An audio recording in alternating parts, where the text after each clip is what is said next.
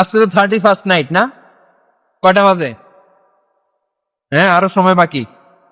12টা বাজতে বাজতে আরো দেরি অনেক। এখানে পটকা টটকা যায় নাকি? বোমা টোমা কিছু নাই না? আল্লাহ কবুল করুক। এই যে নতুন বছরের জন্য প্ল্যান নেন, ঘরটারে কি করে সুখী সমৃদ্ধ বানাবেন। প্রতি মাসের জন্য কয়টা সূরা?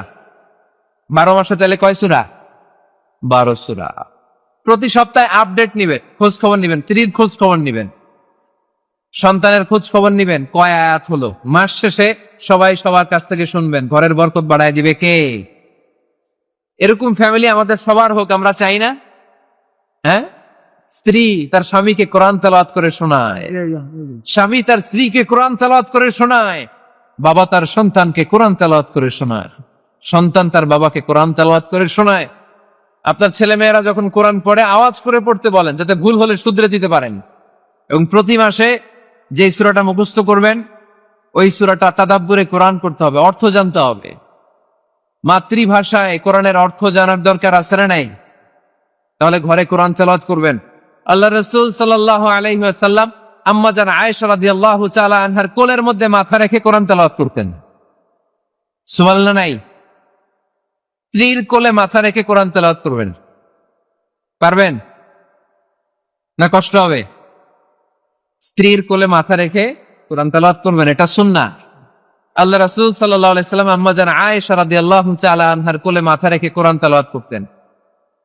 আম্মা জান আয়েশা রাদিয়াল্লাহু তাআলা আনহা বলেন, কানা রাসূলুল্লাহ সাল্লাল্লাহু আলাইহি ওয়াসাল্লাম ইয়াকরাউল কুরআন ওয়া রাসুহু ফি হাজরি ওয়া আনা হায়েদ। আমার মাসিক চলা অবস্থায়, মেনস্ট্রুয়েশনাল পিরিয়ড চলা অবস্থায় আমার কোলে মাথা রেখে বিশ্বনবী কোরআন তেলাওয়াত করেছেন, আর আমি শুনেছি। চিল্লায় পড়েন সুবহানাল্লাহ। ঘরে শান্তি নাই, কারণ কোরআন তেলাওয়াত নাই। তো কোরআনের তেলাওয়াতও নাই, শান্তিও নাই। আল্লাহ হাবিব সাল্লাল্লাহু আলাইহি ওয়াসাল্লাম বলেছেন, সহিহ মুসলিমের হাদিস, লা তাজআলু বুয়ুতাকুম মাকাবিরা, তোমরা তোমাদের ঘরটারে গোরস্থান বানিয়ে রেখো না। ফা ইন্না শাইতানা ইয়ানফিরু মিনাল বাইতিল্লাযী তুকরাউ ফীহি সূরাতুল বাকারা, কারণ শয়তান ওই ঘর থেকে দৌড়ে পালায় যেই ঘরে সূরাতুল বাকারা তেলাওয়াত করা হয়। সুবহানাল্লাহ পড়ে। এজন্য ঘর উদ্বোধনের সময় কোন সূরা পড়তে হয়? সূরা বাকারা। চিল্লায় পড়েন কোন সূরা? আওয়াজ করে পড়েন কোন সূরা? নতুন ঘর করছেন, নতুন দোকান করছেন, নতুন ফ্ল্যাট কিনেছেন, কোন সূরা পড়বেন? সূরাতুল বাকারা। শয়তান ওই ঘরে থাকে না।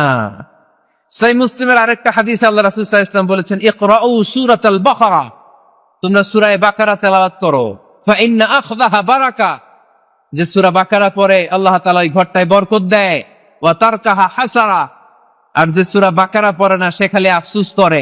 ওয়ালা ইস্তাতিউল বাতালা, কোন জিন, কোন পেতনি, কোন ব্ল্যাক ম্যাজিক, কোন জাদু টুনা বান ওই ঘরের কোন সদস্যকে কোনো ক্ষতি করতে পারে না। আবার সূরা বাকারায় একটা আয়াত আছে, কোরআনের সর্বশ্রেষ্ঠ আয়াত। বলেন তো আয়াতটার নাম কি?